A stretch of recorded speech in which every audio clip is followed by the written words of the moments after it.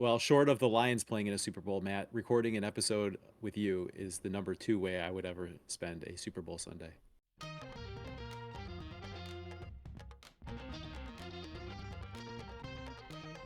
Welcome into the D3 Datacast, another Monday as the D3 basketball season rolls on. It's a fun time of year. We're already, I think, starting to see some scenarios, some clinching scenarios, at least for maybe number one seeds. I know some co-conference champ situations may be up for grabs.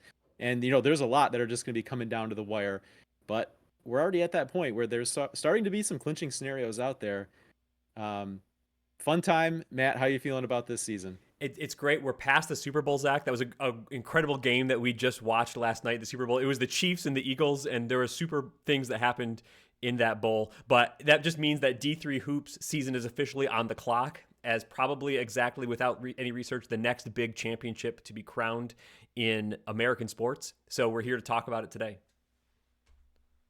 Another week, another ballot, Matt. Let's start with your new top 25 ballot for the D3hoops.com top 25 poll. We usually start at the top, Matt, but let's go ahead. Let's start at number 25. This is where a lot of the interesting things have happened, and I think that there's going to be a lot of interested viewers from the Southeast Wisconsin area to wanting to see if you're finally willing to recognize a second CCIW team as nationally relevant, at least in terms of getting into your top 25 ballot. At least in terms of getting into top 25, I think is key there, because I think I did caveat that maybe sneaking in wasn't going to be enough. I'm going to hold on to this one for as long as possible here. But yeah, there was a lot of discussion at the end, internal monologue discussion for myself. I was considering teams like Whitworth and Gustavus Adolphus, Catholic, Drew, teams like that. Virginia Wesleyan's been kind of in and out here. I ended up going 25 Roanoke, a team that has been in and out and in and out and in and out. They did have a game this week against Guilford. That's always a nice win for Roanoke to get. And then at number 24, I think making their season debut on my ballot, I think this is big news here, Carthage in at number 24. So I do have two CCIW teams in here. National relevance question is still, I think, TBD, but for now that they have made my top 25 ballot. Well, baby steps, right? Yeah, baby steps. Yeah. All right, let's keep going, Matt. If you want to just keep going up the order, that's fine. If you want to Yeah. reset back to the top and get on familiar terms, how you're used to going through your ballot, that's up to you. I like this bottom up. Let's keep going. Number 23, Denison. Number 22, St. Thomas, Texas. Number 21, Keene State. Number 20, John Carroll. Number 19, WPI. Number 18, Cal Lutheran. Number 17, Trine. Number 16, Calvin. Number 15, Redlands. Number 14, Wisconsin Lutheran. Number 13, Christopher Newport. Number 12, Tufts. Number 11, Wash U. Number 10, Trinity, Connecticut. Number 9, Illinois Wesleyan. Number 8, St. John's. Number 7, UW La Crosse. Number 6, Hampton, Sydney. Number 5, Emory. Number 4, Randolph-Macon. Number 3, University of Wisconsin Platteville. Number 2, NYU. And number 1 is regular Wesleyan of Connecticut. All right, Matt, is there anywhere in there that was particularly interesting or difficult for you to make some decisions? Just take us through maybe where as you were actually going through the process, where you felt like the really interesting decisions were to be made, or if there were like maybe some tier breaks or anything that you kind of were really thinking about as you're going through the process of putting together this week's ballot. Yeah, one thing you had asked me offline when we were doing our 5 minutes of show prep for the week was, did I have a discussion at number 1 for NYU over Wesleyan? Because you noted that NYU had a big week. They beat Chicago. They beat Wash U. And that those are two pretty good results. So did that put them in consideration? For me, not quite yet. NYU was at number 3 for me last week. They're up at number 2. But right now with Wesleyan, they do have some good wins. They're undefeated in the NESCAC. To me, there's not maybe a ton of separation between the other two teams, but it's probably going to take, I don't know, maybe if NYU continues to run the table in the UAA, they can probably make a play there for number 1. But right now, I think Wesleyan has solidified themselves on the top of my ballot for at least the foreseeable future.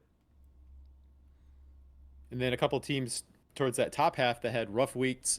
How are you thinking about treating Illinois Wesleyan and Wash U, who had a couple 0-2 weeks? Yeah. This week. Yeah, it's tough, right? Illinois Wesleyan, 2 road games in the CCIW. One is against Carthage, who's now on my top 25 ballot. So they're great as far as I'm concerned, right in the middle of the national discussion. That's those losses are going to happen. 2 in 1 week though you don't love. They were my number 2 team last week. I wasn't sure was I going to put them around 9, 10, 11. I think that felt right for me. They still have some great wins on their slate this year. They've had some like weird overtime games or close games in the CCIW as well. So they're a team that has had as high of highs as anyone in the country. They've had some questionable results, no real terrible results in terms of wins and losses, but some maybe more questionable ones. I keep them in the top 10 though. Number 9 for me, Illinois Wesleyan, even with 2 losses. Wash U's a little bit of a similar story. They lost to Brandeis, they lost to NYU. The NYU one was a big scoring line, so that's a little bit raises some eyebrows. It was on the road in UAA play. We know how that is. They're still at number 11. That's still pretty good. It was just a couple of weeks ago we were talking about Wash U having one of the best weeks out of anyone. But they've had some of these really good weeks, then some weeks that aren't as great. I think overall though they're still a team that has a good strong resume. They're a team that can win in March. So kind of sticking around here, around-ish number 10 for me is where they are. Then let's go way out west, Matt. Redlands and Kalu played a late night game Saturday night. And looking back at your ballot from last week, they basically flip places. Redlands gets the win over Kalu Saturday night to, I believe, draw even in the Skyak race. They've now split the season series. You had Kalu at 15 and Redlands 17 last week. This week you've got Redlands in that 15 spot and dropping Kalu just down to 18. So it's just interesting with that. You may not have even realized that until I said it after looking back, but that important head-to-head there in the Skyak and Redlands and Kalu basically just flip spots from your ballot a week ago. Yeah, I didn't entirely realize that because I kind of blank the slate every week and then start over. Like, okay, who do I think is at the top, and then who do I think is next? So I didn't really just start and move places, but it is interesting how that worked out. I ended up slotting Redlands there at 15, but I was wondering if that wasn't high enough. That was like thinking about them even above Wisconsin Lutheran. Maybe I should have done that. I think that was a discussion here. Redlands looks great. That was an incredible week that they had. They beat Claremont Mudscripts. They beat Cal Lutheran. Those are 2 players in the Skyak race this year and basically every year. So that's just a really good week that they had. For Cal Lutheran, I still like their overall body of work, I think. So I didn't really move them down too much for losing that Redlands game. I think those are 2 kind of pretty even teams there at the top of the Skyak. Yeah, Redlands and Kalu now tied atop the Skyak standings at 10-2. Claremont Mudscripts at 8-3 behind them. So still very much a race there in the Skyak, but Redlands and Kalu have both of their matchups behind them, and there they are tied. So very interesting to see how that one plays out down the stretch. All right, any final thoughts on your ballot, Matt, before you click the big submit button for the week? No, I think, there's always movement. I never freeze anything, but I feel like for a while now, it's been largely, I don't know, at least 20 of these teams I feel like have been in my top 25. So I don't know if that's good or if that's bad, but I feel like those teams have maybe solidified at the top of my ballot. We talk often about like who's on my watch list, the next 5 or 10 teams. Maybe there's 3 or 4 or 5 of those that filter in and out on any given week. But I feel like there's maybe for my own personal consensus among who's kind of like this top maybe 20-ish of this top 25, and then there's just a couple of other teams that are in the mix as well, trying to make their play for those last couple of spots. Mm-hmm. Yeah, I mean, it's another wide open year, it feels like. I think we're going to be in for a great tournament, and as we're in the final 3 weeks now of the regular season, let's talk about that tournament a little bit more, Matt. We've talked about this over the last couple of weeks, really trying to look ahead. Not only looking at, where do the NPI standings or rankings fall as of today, but, trying to use a little bit of those programming skills that you've developed and the efficiency ratings that you have there, Matt, to use those as a basis to project forward with the games yet to be played, how that might play out, and what are the most likely scenarios there as we're looking forward to who might be, the top seeds, who might be the Pool C at-large bids to the national tournament. So let's take a look ahead, Matt, starting with the important race for the top 8 protected seeds. Of course, we talked about, what does that mean a couple of weeks ago. The top 8 finishers in the NPI rankings will be separated from each other, guaranteed to be separated from each other in the bracket, such that none of those teams will be able to meet each other until the quarterfinals. Yeah, and we heard the committee chairs, the men's basketball committee chairs and women's basketball committee chairs on Hoopsville this past week on Thursday. And they talked a lot about NPI and then these new bracketing principles that will protect the top 8 seeds. And Zach, it was good to hear a lot of what they said. I think everything that they said aligned with what we've been talking about on D3 Datacast and our impressions from learning the systems on our own. So it was interesting to hear the committee chairs talk about that. But yeah, these top 8 protected seeds, a new thing this year, it's going to be guaranteed. The top 4 teams are going to be, for certain, by definition, the top teams in each quadrant. And then teams 5, 6, 7, 8 will fill in as like the number 2 seeds in those quadrants. So being a top 8 seed is a big deal because it means you will not have to face another one of these top 8 teams until the Elite 8 and the Final 4 and beyond. So you're not going to get like a really true quote unquote bracket of death where you maybe get 4 or 5 of these teams kind of in one quadrant to have to beat each other up before they get to Fort Wayne. There's going to be a lot of separation, and that's how they're going to build the bracket. So I guess that begs the question, Matt, who are the teams most likely to receive those top 8 protected seeds? Yeah, so something we've been doing an awful lot, Zach, you said this, we've been firing up the simulator, running through all these different like permutations of who can win or lose all the remaining games based on how strong we think the teams are in the likelihood of each outcome, and then tally up all of those seasons, right? You simulate 1,000 seasons. We did that on Sunday afternoon, and we came up with these percentages on all 1,000 of those simulations. Wesleyan, NYU, and UW Platteville all ended up as top 8 seeds. So we're showing them as 100% here. That doesn't mean that they are guaranteed if they don't show up for the next several games, that they're guaranteed Next 3 weeks. Yes, to get that. But if they get some nominal number of wins that never happened in 1,000, that never failed to happen in 1,000 simulations, they always ended up as a top 8 seed. So those teams are the most likely. Then Emory was next at about 92%. Randolph-Macon showing up here at about 83%. Trinity, Connecticut at about 73%. UW-La Crosse, 70%. And Hampton-Sydney was the 8th most likely at just under 50%. 46.6% there. So right now, especially those last couple of spots are really up in the air. There's still a lot of movement that can go on. Teams like Illinois Wesleyan still have a really good shot at that, almost 50-50. Tufts. And then maybe even someone coming from the outside making a play up, like Christopher Newport, Wisconsin Lutheran, St. John's, WPI, or even Wash U. This is basically everyone right now that our computer is saying has a roughly 5% chance or greater at ending up as one of those top 8 NPI teams when all is said and done at the end of the season.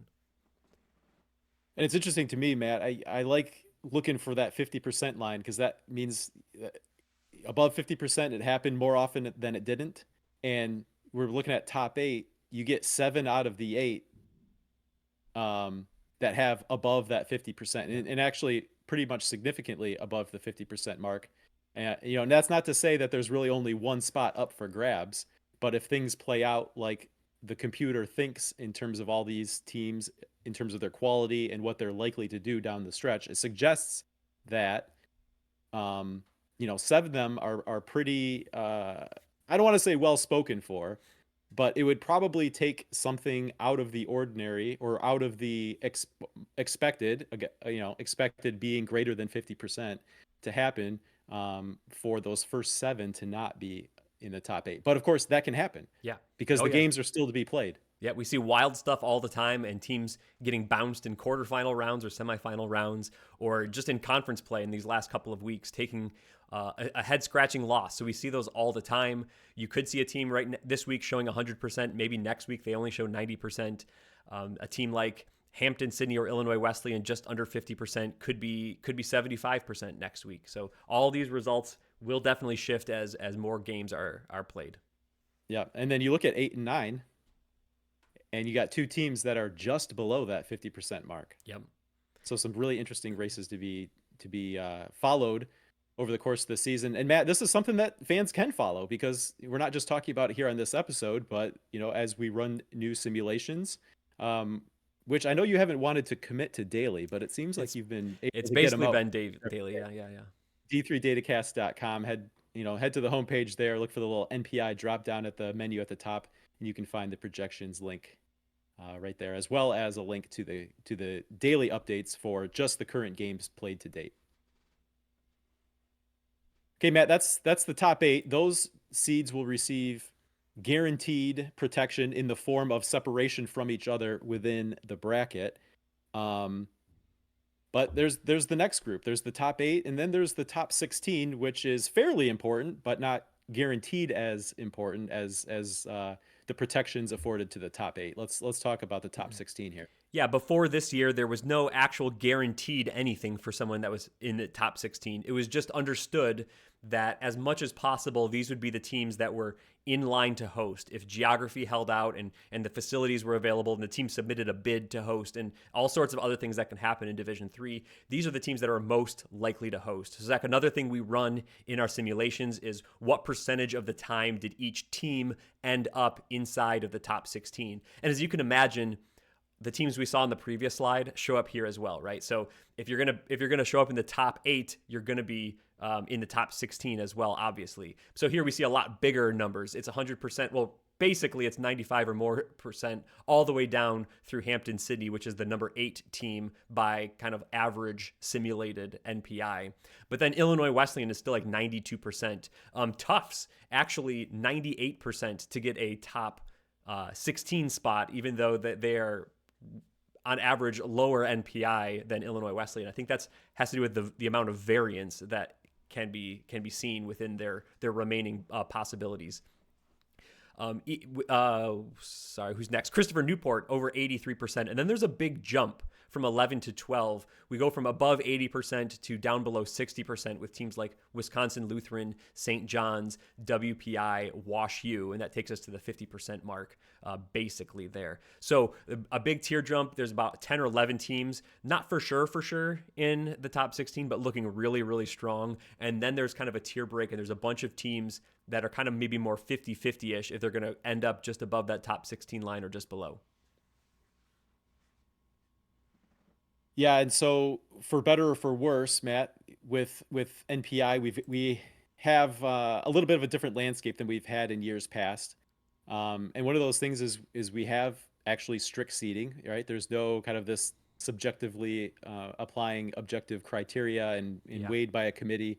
And so that means we're gonna know who's 1, who's 16, who's 17, whereas we never really had that in years past. But whereas the top 16 reveal that we've seen in years past was kind of a cool event to have to start looking forward to the tournament. You know, with NPI, we can have a top 16 reveal every day, right? Because you just run NPI and you can tell who's 1 through 16. And we've been doing that actually since day 1 of the season, running NPI daily at d3datacast.com/NPI. So yeah, tuning into a special edition of Hoopsville may be a little bit more exciting than logging on to d3datacast.com/NPI, but that it's not, we don't need to wait for how's the committee going to evaluate this criteria and evaluate what some really good team in California is doing compared to some contender in the NESCAC, right? We just run the numbers, and what NPI spits out is what it's going to be. Yeah, we lose the mystery of those top 16 reveals and the regional rankings because people like you and I would really want to wait and see, like, well, how are the committee valuing these different types of resumes? What are they looking like? So that kind of mystery, or even the selection Monday, like, did we make the tournament or not, mystery is going to be gone. But what that's replaced by is a lot more like scoreboard watching. We did that under the old system, but we know, if you're a bubble team and you got to win, you're going to watch your team's games and your team scores, but also like who's winning around you. Who's right around you in NPI on a national scale. So like, I need to tune into this Nebraska Wesleyan game or this Illinois Wesleyan Carthage game, or Brandeis versus U Chicago was a huge bubble game just this past Sunday afternoon. You kind of know what are your big games to watch in a specific sense. And you get to actually tune in and watch the basketball games that are determining this, not just thinking like, well, how are the committees gonna put their weights on the scale? I mean that in like a way of like valuing the criteria, not in like they're putting their thumb on the scales to change it in their favor, but like it's sort of this mystery box that you wouldn't exactly know how a group of people were going to determine each resume was worth. And to their credit, they oftentimes were at least consistent enough that we could look on a weekly basis at what the winning percentage, strength of schedule, results versus regionally ranked numbers were, and we could pretty reliably predict what a regional ranking was. But the thing that's going to be so much different this year is, if you're ranked fourth in Region 7, of course, you're going to be wanting to really pay attention to what's going in those couple spots ahead of you, a couple spots behind you. But you never could really know quite for sure, okay, if I'm fourth in Region 7, how does that align with someone who's second in Region 2 or fifth in Region 1, or whatever the case may be? We had all these kind of separate pots that when it came time to like pool C selection and bracketing kind of did have to work together, but there wasn't really a great way to know exactly how at any given point in time the committee may have evaluated those more on a head-to-head basis, right? And so we had all these separate, whether when it comes to like if you're in the regional rankings or out of the regional rankings, you've got these like 10 separate cut lines. Now that's been replaced by one cut line where everyone's working against that. So it'd be interesting to watch. I feel like this system's gonna feel more dynamic because we actually have that one cut line instead of the 10 different ones, right? So you might move one spot in a regional ranking from week to week, but when you take 10 regions, one spot could correspond to like 10 spots, or more, depending on the depth of a particular region. Right. Exactly. And we'll see those daily. I think even the NCAA is going to run daily NPI numbers in the final couple of weeks of the season. You don't have to wait for that. D3Datacast.com daily, even starting in December. So we'll have that covered as well. November. Yeah, November even. Yeah. Well, and just to say, this episode will publicly release Monday morning, and I think if we learned from last week, probably we should expect that there will be another official release of NPI from the NCAA at some point Monday. Yeah. But again, just as we have every morning throughout the season, there will be the current NPI standings on D3Datacast.com. And maybe this week they'll have all of the home and road data correct on the NCAA's version. We'll have to see. Maybe, sometimes there's discrepancies and sometimes it's the unofficial one that has it correct. Yep, sometimes. Yeah, weird how that works. Yep.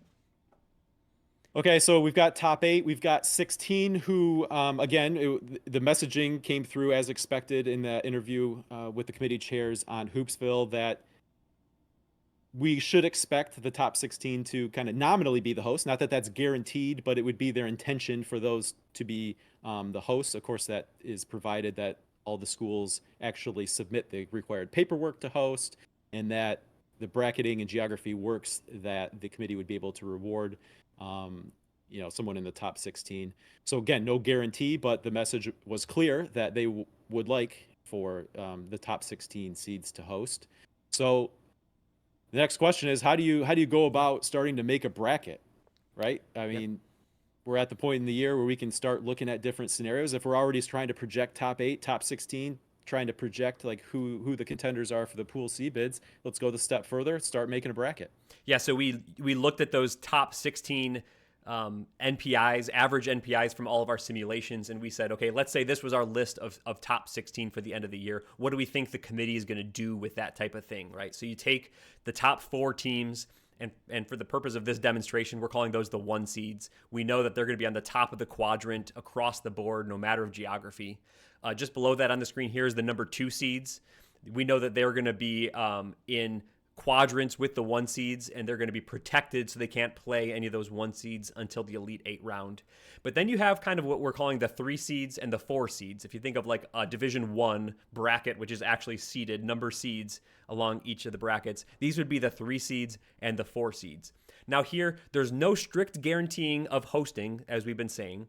There's no strict guarantee of seeding, as we've been saying. We know that in Division 3, geography especially is going to play into things. The 500-mile rule, where the NCAA will bus teams. When if it's greater than 500 miles, they will fly teams. So they try to minimize the flights, minimize the expenses, because there's only so much money in Division 3 to run these tournaments that you have to kind of keep things as geographical as possible. So these are the top 16 teams. Can you make a bracket around these things is what the NCAA would have to try to find. If we go to the next slide, here's what we just kind of talked about here, right? 1 through 4, they're the top in the quadrant. The next 5, They're seeded as the 2 seeds in the quadrant. That's by definition. And the 16, I think the intent is to get these teams to host, but we're going to have geographical constraints and things that may preclude that. So we'll put these all into a bracket. Here's kind of what it might look like. This is the tool that I've made for myself for D3 Datacast when I post, usually on social media, my brackets. So I put those number 1 seeds across the top. That's Wesleyan, that's NYU, that's UW Platteville, and that's Emory. Those are the 1 seeds highlighted in blue. Then down toward the bottom in yellow are 2 seeds. And I kind of try to pair these geographically with each other. So as best as possible, you would take the number 5 seed and put it with the number 4 seed, but you might not be able to do that because of geography. So our 4 seed is Emory. And of the next 5, 6, 7, 8, we only have 1 that's within 500 miles of Emory. So I think it would be likely that the NCAA would pair Hampton-Sydney with Emory because there's a possible way to link those via a bus, whereas no one else would. So I think that would happen there. And then you find kind of working back left across the screen, you need a number 2 seed to pair with UW Platteville. I think UW La Crosse would be the team there because, again, geographically, that's the only team within 500 miles. Then we'd be left with Trinity, Connecticut, and Randolph-Macon. Either one of those, I think, geographically within 500 miles could pair with Wesleyan and NYU. So I went seeding here. I gave the lowest seed, number 8, Trinity, to Wesleyan. So Wesleyan was the top seed in the top 8, and Trinity was the bottom seed in the top 8. So I put them together, and then I put NYU and Randolph-Macon. That's not actually a 2 versus 7, but it's 2 versus the next lowest available team after geography, and that was Randolph-Macon. So that's how those are the top 8 teams. Those are the protected seeds. Now we need to figure out the rest of kind of the hosting situation. And you can't really do this without working through the process and figuring out, do all the teams fit or not? I've done that work a bunch of times, so I can kind of guess how it would work. I gave the 3 seeds to Tufts, WPI, Illinois Wesleyan, and Christopher Newport. Those were all the 3 seeds on the 3 line, with the exception that WPI was actually a 4. Wisconsin Lutheran was a 3, but below Illinois Wesleyan. So for geography to work out in the quadrant, I bumped Wisconsin Lutheran down a seed line to number 4, and WPI, who is the next best 4, up a seed line to number 3. And then my number 4s were Keene State, were St. Thomas, Texas, although we'll talk about them, Wisconsin Lutheran, who I just mentioned, got bumped a seed line, and Wash U. And then the other caveat here is St. Thomas, Texas, actually got bumped up from a 5 into a 4, because we need kind of a Region 10 Texas host. That's how things always work, and that's how the geography looks like it's going to work right now. You maybe could see a Southern California host instead, but right now St. Thomas, Texas is showing up as the highest NPI team on average. And that came at the expense of St. John's, who was one of the lower rated number 4 seeds that I had, and especially since there were more kind of host caliber, what we'll call Midwest and upper Midwest teams, than could actually be supported by pods and quadrants. So I think St. John's might get bumped kind of down from a 4 to a number 5, not get the right to host right now in favor of maybe a Texas pod. Now that can all shift, but there might be a big kind of race between St. John's and maybe like a Wisconsin Lutheran, and maybe throw Illinois Wesleyan in there, probably also Wash U, who can end up above each other. Maybe all those teams can't host, so maybe the bottom one is going to get bumped out of the hosting spot, and the other 3 or 4 teams actually do get to host. Well, and there's the dynamic of women's basketball having the priority, right? So Illinois Wesleyan is already looking like they're in a position to be bumped from hosting because their women's team appears to be in good shape to be a host. So maybe that's a little bit of a workaround. A little bit of convenience where the committee can work with that. Usually it's to their detriment, but maybe it helps out a little bit if they have to send someone on the road anyway. Yeah, so I think NYU definitely in that number 1 position. They would be seeded and bracketed as such. I think anyone in the number 2 line would be as well. Where it gets maybe dicey is if you're a 3 or a 4, will the committee choose to seed you as your NPI seed dictates?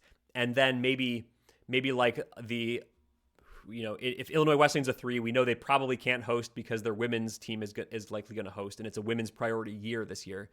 If they're a 3 seed and there's like a number 6 seed and like a number 11 seed in their pod, you could just move it to an alternate host site. So they're still seeded as the 3 seed. Or if things are close enough between like a Wisconsin Lutheran, a St. John's, and an Illinois Wesleyan, you might just put Wisconsin Lutheran as the 3 seed, St. John's as the 4 seed, and make Illinois Wesleyan the 5 seed. It might really just depend on how things shape up NPI-wise, how close they are to the final rankings, but that is an option as well. Maybe they just get seeded as a 5.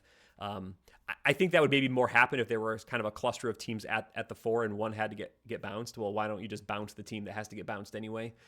So we'll have to see. But yeah, that is an interesting dynamic. I think the other team to call out here is it looks like maybe Randolph-Macon is also in play for their women's team hosting. So they might be on the road. Right now, they're showing up as a number 2 seed kind of in the simulations, in the projections. So I think that would manifest as like a number 7 or 10 hosting that pod, just hosting the teams, whereas Randolph-Macon would still be seeded that way because they'd be the top 8 NPI for sure. Yeah, I think we've seen that in the past where the pod holds whether you play it at the team that would have earned the hosting spot, but because of priority, the pod just shifts somewhere else to be where it's actually played. Yep.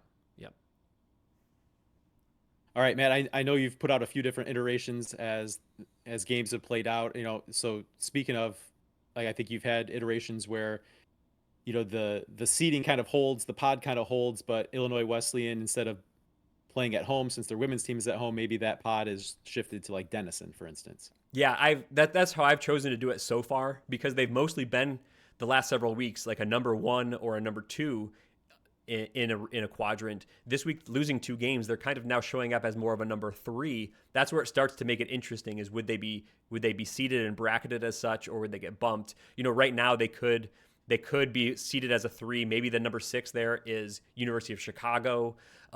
Maybe I was thinking like Anderson previously. I know they lost a game this week, so they might fall down the NPI. Could be like maybe not at number 6, but like a UW Stevens Point could be like the 11 or something, and it could go there. A team like Calvin could be the 11. Trine could maybe be the 6 or the 11 and go there. So there's options within 500 miles of Illinois Wesleyan where they could go.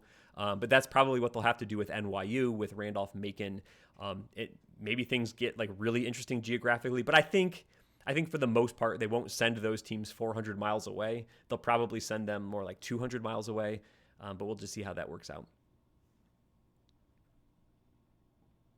Going to be a fun picture to watch develop.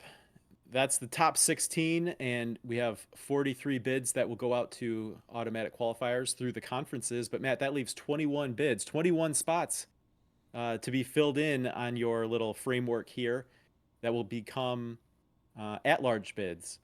And so that's always a very interesting race to play out. And I think with NPI, it's going to play out as transparently as it ever has before. Even for as successfully as we were able to predict regional rankings and therefore come up with a pretty good list of who we thought would be in once the bracket was revealed. Of course, you had to start with a really good set of predicted regional rankings to really play that out. And so just sometimes flipping a team or two is where certain predictions were tripped up in the past. But hey, it's an all new landscape with NPI where all we have to do is run the numbers. And so that helps with really simulating who could be in the mix for those. We've got a new set of simulations here, Matt. So applying kind of the same logic to trying to figure out who the most likely are to be a top 8 or a top 16 seed. We can update our bubble watch, Matt. Let's start with the teams at the top who so far are looking at 99% and above, 99% or more of the time that the simulations have run when they've needed a Pool C bid, they've been able to get one. Those are our locks and near locks. A lot of the same teams that they have been at in previous days and weeks. Again, we run these basically every day now, and you can find the bubble watch at d3datacast.com. And some of these teams here at 100% are actually 100% now. Some of them need to just win like 1 game or 2 games left, and they have very winnable games remaining. But I think Wesleyan probably could literally lose all their games and they're in the tournament. So I think we do have some locks now. But Wesleyan, NYU, Platteville, Emory, Randolph-Macon, Trinity, Connecticut, UW La Crosse, Hampton City, Illinois Wesleyan, Tufts. There were no simulations in which any of those teams failed to make the tournament. And the other teams, Christopher Newport, Wash U, who are also above at 99% or above, basically always made it. It would probably be catastrophe. Like these are probably lose out scenarios for them in which they don't make it. It's probably actually lose out and a lot of upsets. So I think that's kind of what happens there. Pretty much guaranteed for these teams to make the tournament. The solid teams, very similar. Hamilton, I know there was some discussion online about Hamilton. They're a team that doesn't really have an upper echelon high quality win, but they don't really have many or any like bad losses either. So they're a team that has been able to build up a good enough resume in the NESCAC to be almost a certainty at this point. WPI similar in the NUMAC. Keene State has done the same kind of a thing. St. John's almost locked up their spot. Stockton, like the NJAC is crazy, and yet Stockton's still sitting here at about 97%. That's pretty wild. Wisconsin Lutheran looking strong. Catholic. U Chicago got a big win over Brandeis. They're up here in the solid category as well. After Chicago's Carthage, they had a big win. They're pretty much on the verge of locking up their spot as well. Ramapo, Redlands, we talked about Redlands' big week. They're solid. Drew, they have a big game coming up against Catholic, but even so, that they have a pretty good shot at making the tournament, maybe even if they lose that game.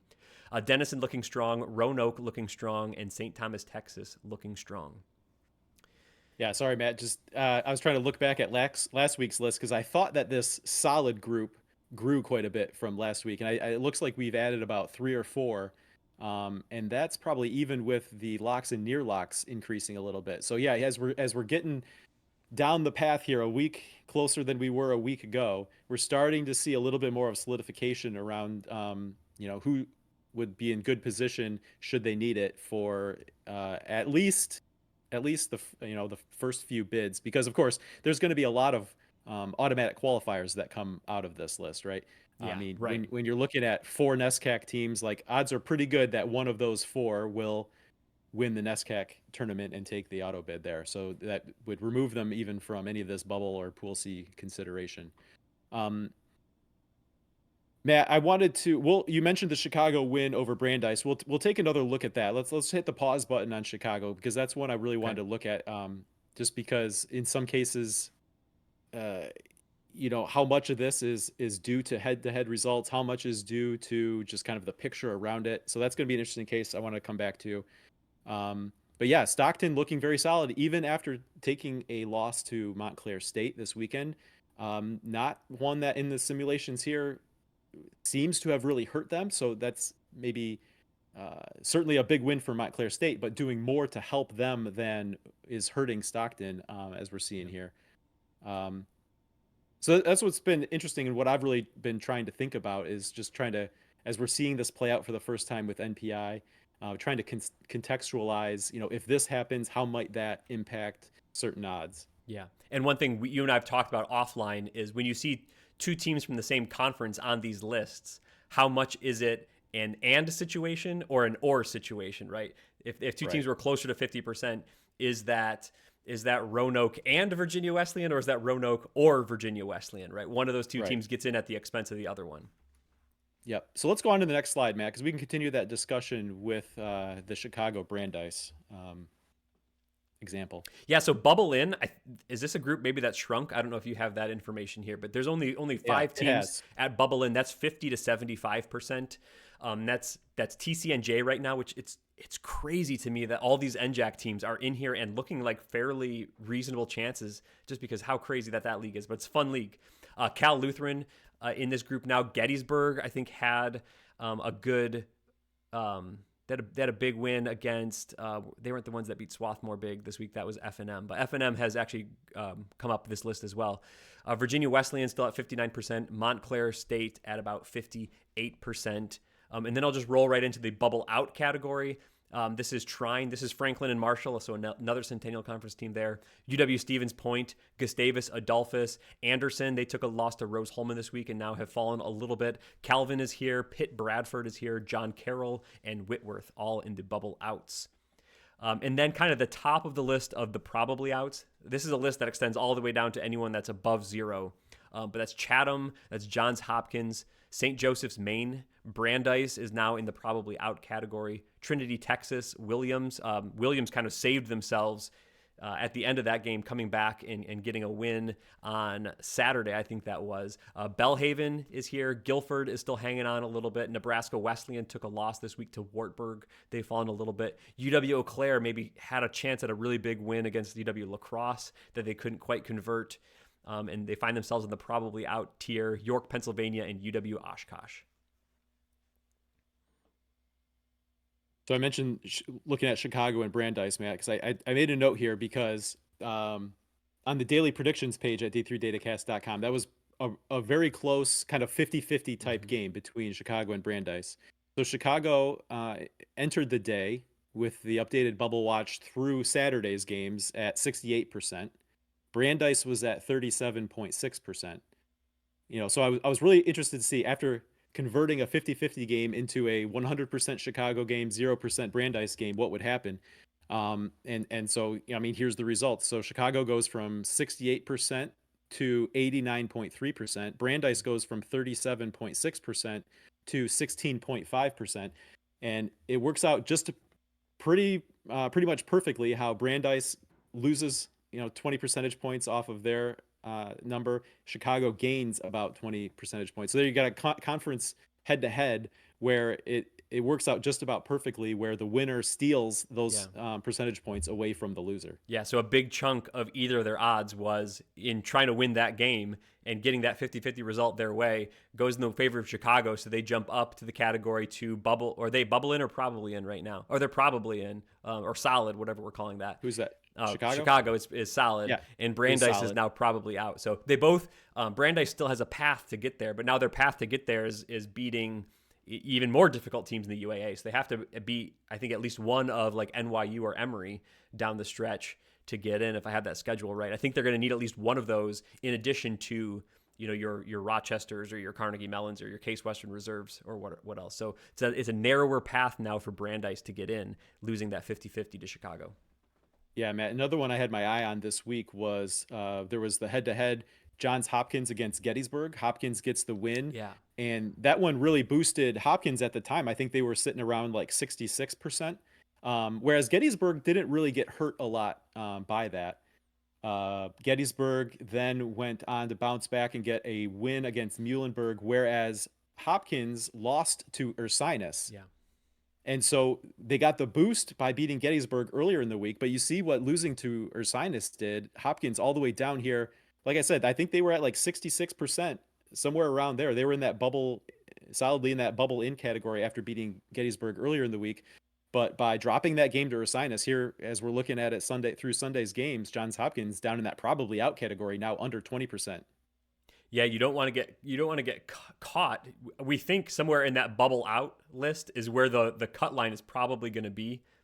In the simulations, we've had some with like what I'm calling 0 bid thieves, some with up to like 9 or 10 bid thieves. On average, you get about 4. So teams are going to start getting bumped off the list. But you don't want to be behind too many of those teams, or else you're in more of like the 0 bid thieves range. Whereas a team like Stevens Point or Gustavus or Anderson or Calvin could maybe handle a couple of bid thieves before they're really, really sweating it out. You don't want to get stuck behind too many of those bubble teams. So yeah, Johns Hopkins letting that game against Ursinus slip, that could spell doom for them down the stretch. They still have almost 20%. They still have a way to get there, but they're probably more like, we're gonna need to root against all these bubble teams and hope for few upsets. And it's just another reason that I say that I feel like what we're going to observe is going to feel a lot more dynamic than the previous system. Is it's just an example of how detrimental taking a loss can be. Whereas in previous years, where we're just looking at like winning percentages in aggregate and SOS numbers in aggregate, you could take a loss and you'd take a hit on your winning percentage, but by the time you're getting to game 25, you're only talking about a difference of 0.04 on your winning percentage. And as long as it doesn't ding your strength of schedule too much, like you haven't really moved all that far off of how you looked before. And so I think losses hurting you even more than they probably did this time of year under the old system as we get into conference tournaments. And of course, when we're talking about the Pool C picture, we're talking about teams that have lost, right? If the teams that have all won through, those are going to be your automatic qualifiers.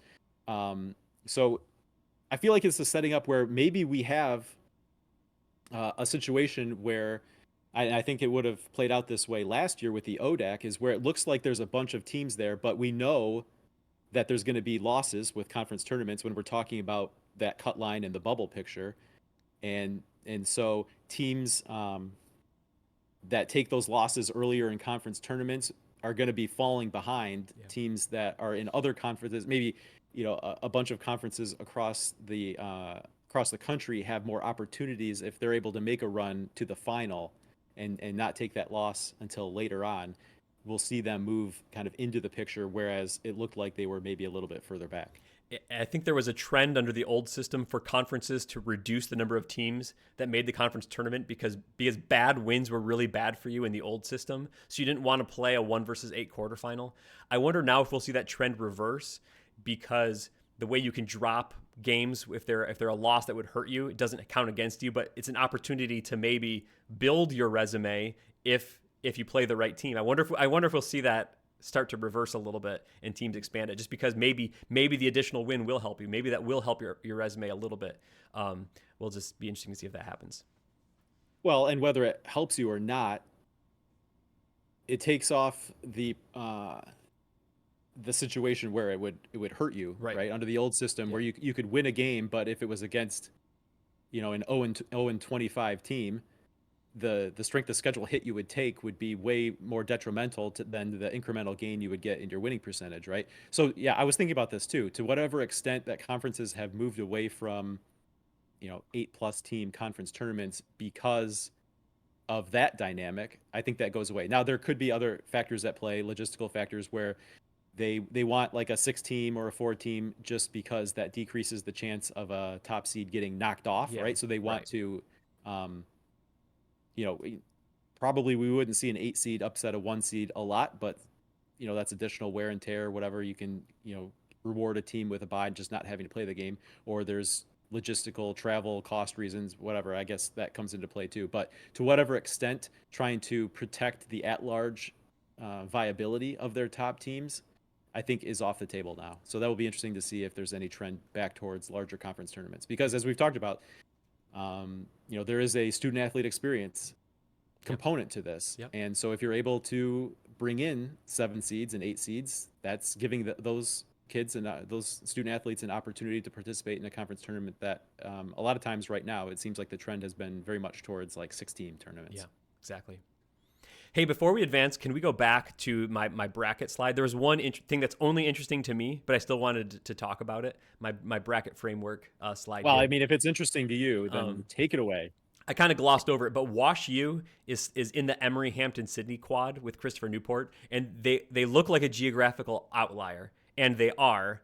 To some degree, you still have teams that you need to get in there, but if you want them to be a host, you can do some interesting things here. You could put a team like Denison as the number 5 seed at Wash U. If Denison happened to get through, they can bust to Hampton Sydney. They're close enough there. So that could be a team that's there. You could also, a school like Belhaven can get to Wash U. So they might be the 13 or the 12 seed at Wash U. If they happen to get through, they're within the mileage to Emory. So that positioning of Wash U isn't so much that Wash U makes sense there, but that other teams, but you need kind of a Wash U pod, let's say you need one of those. And the teams that you can put there, there's a couple of opportunities to fit geographically with the rest of the country. Like a Denison or a Belhaven could maybe get to some of those places where even if Wash U can't. So you might need a team like a Calvin or probably John Carroll can't there, but maybe a Trine or someone to be there, but also maybe Denison and Belhaven get there and they can get to other parts of the country. So it is a geographical outlier, but it's not completely, and there's an intent behind that, even though it looks kind of out of left field. Right. Am I correct that I'm the only one that cares about that? I'm sure I'm going to set the over under on listeners who found that, really valuable and interesting at like 2.5. Okay. That's cool. Post in the comments below if you thought that was interesting. That's good. But that goes to show, man, I think there's some people that would look at a bracketology exercise like this as just kind of meaningless or silly at this point in time.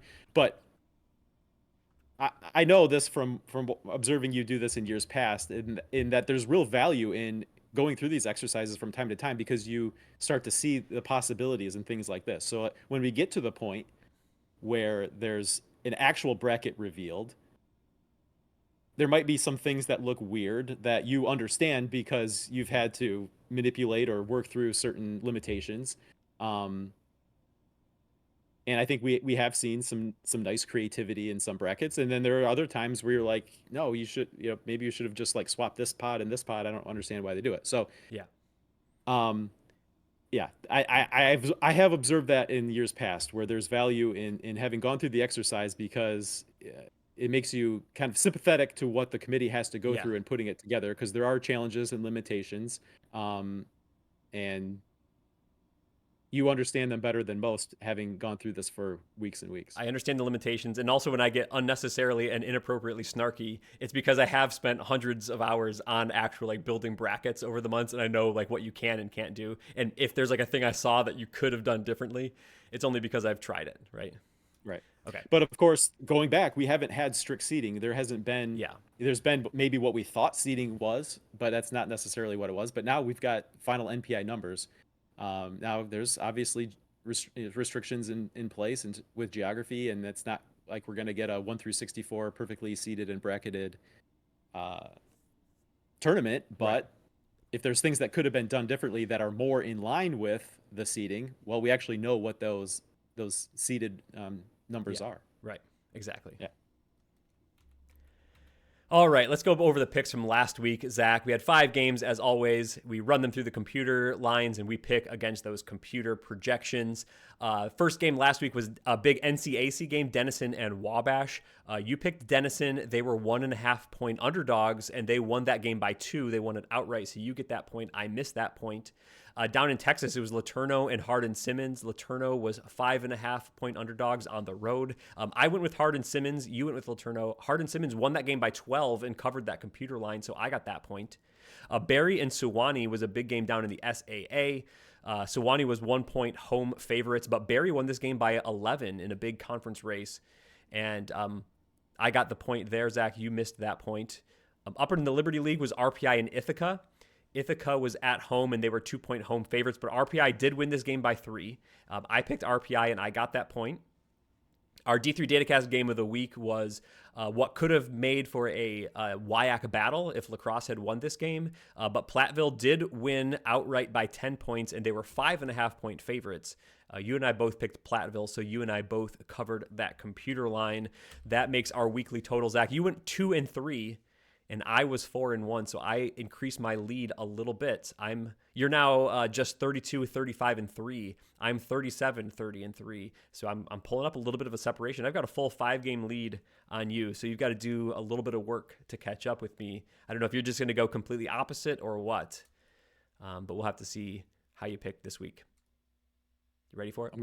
I'm gonna do what I've done before and try to pick the winners. Okay. Just hopefully more successfully this time. All right, we've got 5 new games for this week. The first one is up in the NUMAC. WPI is 4.5-point road favorites. They're out at Clark on February 2nd. Zach, how do you want to pick against that computer line? We've talked about how crazy the NUMAC race is, Matt. Babson's been way up and way down, and I feel like Clark to some extent has been up and down a little bit. WPI's been the one in the mix that I feel like has been the steady one, so I'm gonna go with WPI here. But I've learned that nothing in the NUMAC is gonna surprise me. I feel like whenever we start to count Clark out, they come up with a big win or two. Yeah. This would definitely be a big win, but I think you are more along the lines of what I was thinking. I think WPI is the steady Eddie in that conference. I think. And I think that they can win this game, even though it's on the road. They're going to have to win and win by more than 4.5, but I'm going to pick them to cover that one. Our next game is a coast-to-coast conference, non-conference game between Salisbury and Christopher Newport, one of their final tune-ups before they play their conference tournament. 12.5-point underdogs are Salisbury, so Christopher Newport is the 12.5-point home favorite here. Zach, what is your pick?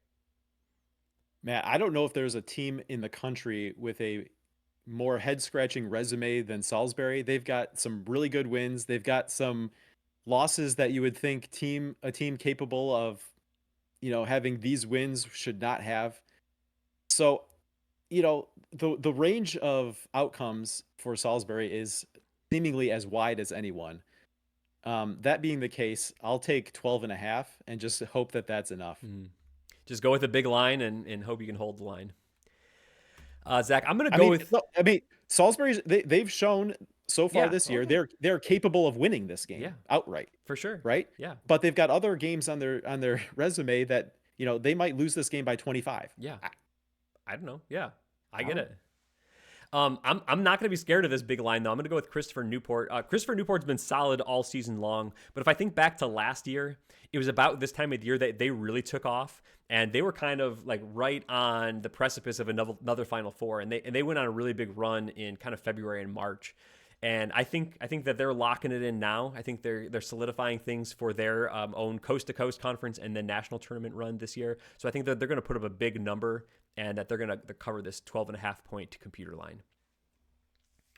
All right, Zach, people have gone all sorts of wrong trying to predict the NJAC race, and here we have one. It's Stockton and Ramapo. Ramapo are 2 point favorites at home, but you get to make a pick against that line. Yeah, coming off a loss against Montclair State, I think it would be it's an important bounce back game for Stockton. We'll see if they can do it, but I will make them my pick this week. Yeah, both these teams are definitely good teams. Still, in my mind, Stockton is the more better of the good teams. 2 point line that gives them a little bit of a cushion, but I think that they can win this game outright. So I'm going to pick Stockton here. It's tough to say like anyone is the outright. There's like 5 outright favorites in the NJAC. It's anyone's game. But for me on this night, it's going to be Stockton. Got a really big one in the landmark, Zach. It's Catholic and it's Drew. Drew are 2 point favorites at home. They've already beaten Catholic this year on the road, but you get to pick against that 2.5 point computer line. I'll take Drew. Keep All it right. rolling. All right, Drew. Zach, I am going to go with Catholic this year. I think they really need this one after losing the home game. 2.5 point line, so they can actually just keep it close, and I still get the point, but I think they can win this one outright. They've struggled against Drew, though, a little bit, so it's gonna be a tough one, but I'm going to go with Catholic University of America. And Zach, our D3 Datacast game of the week is up in the MIAC. This is going to be a really big, the only matchup between the top 2 teams in that conference for the season, because they've switched to kind of like a 1.5 times through the league this year. But it's St. John's 2.5 point road favorites at Gustavus Adolphus. Probably the biggest game on Gustavus Adolphus's schedule this whole season. But who do you like in this one?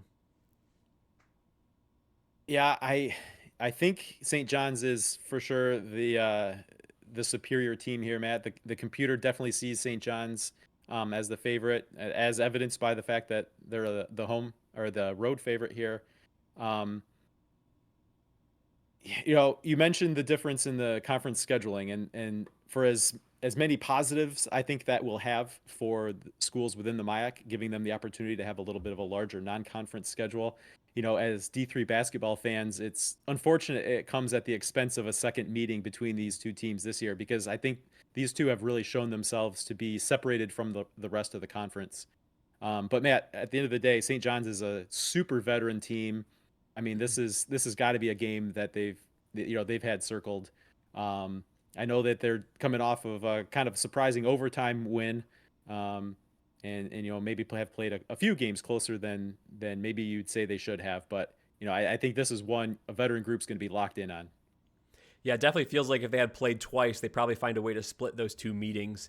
I'm going to go with you, though. I'm going to go with St. John's, even though they're 2.5 point favorites on the road. I think you're right. I think they want to continue having the season they want to have. They want to maybe get lock in one of those top 16 seeds. A game like this against Gustavus is definitely one that they want to have. I don't think that their tournament bid is in jeopardy should they not win the MIAC Pool A, but this is going to be a big one for the conference title, that race and everything. So I'm going to go with St. John's, that veteran squad that you talked about, Zach. So we only went different on 2 games here this week, so you only have an opportunity to make up 2 points against me, but we'll have to see what happens. As always, if you out in TV land would like to play along with us, post in the comments below what your picks are, keep track of your score, and see if you beat Zach and I, because you probably can. All right, we have a mailbag. Yeah, one item in here, Matt, from Lutzy. Will the MIAA only get 2 in if Calvin wins the MIAA tourney? leaving Trine with an at-large, or has the Knights' run positioned them to earn an at-large bid? Yeah, we kind of went over it a little bit with the bubble watch. I think Trine's position is still a lot better than Calvin's should they need the at-large bid. But I think there are paths both ways. So I think whether Calvin wins the automatic bid or Trine wins the automatic bid, the other one could put themselves in position for the at-large. For Calvin, that is a narrower path. I think they probably need to beat Trine in the regular season game. I still think Calvin, to feel any sort of comfort, needs to run the table the rest of the regular season and get to a hypothetical conference championship game against Trine. If that happens and Trine wins, I think Calvin is probably likely in at that point. But the reverse could also be true. If Calvin wins the AQ, Trine could get in as well. There are probably some scenarios still for MIAA being a 3-bid league, like should a Hope or Olivet or Albion somehow win the conference tournament, or I should say somehow, Hope's won I think the last 2. If one of those teams wins the conference tournament, there's probably some path where Calvin and Trine both make the tournament, but I think those would be narrower, probably like a no upsets kind of a scenario as well. Yeah, and Matt, on the conference pages on d3datacast.com, you show the average number of bids for each conference, right? And so the MIAA is checking in at 1.41 bids, right? So that suggests that more often than not, it's a 1-bid league, but there's a decent chance there that there is a second bid. Yeah. And I think that, as you said, it's not necessarily only Trine being the at-large bid. Yeah. I think Kelvin's run so far hasn't positioned them to earn an at-large bid, but it's kept them in position to position themselves to earn an at-large bid, if that makes sense, right? It was always a narrow path. It's just that so far through this run has allowed them to stay on that path. Yep. It's not that the path has really gotten any wider. It's just that they've been able to traverse a pretty significant portion of it so far. And like you said, that a big part of that still to come is the other meeting with Trine. Yep. All right. That wraps up the mailbag. We're happy to answer any listener questions or things that you'd like for us to comment on. You can leave a message as a comment on this YouTube episode, or find us on social media at D3 Datacast, and we can pick that up in a future mailbag. Thanks everyone for participating. Patreon.com/D3Datacast. We love our supporters. We thank everyone who has chosen to partner with us, keeps the website ad-free, d3datacast.com, helps us to produce these episodes. If you would like to join with us, go to patreon.com/D3Datacast. There's a $5 tier and a $3 tier. That's it. So we just appreciate everyone who's taken that journey with us. Hope you enjoyed the Super Bowl. Hope you enjoyed d3datacast.com. Hope you enjoyed D3 basketball. Good job, team. Good job, team.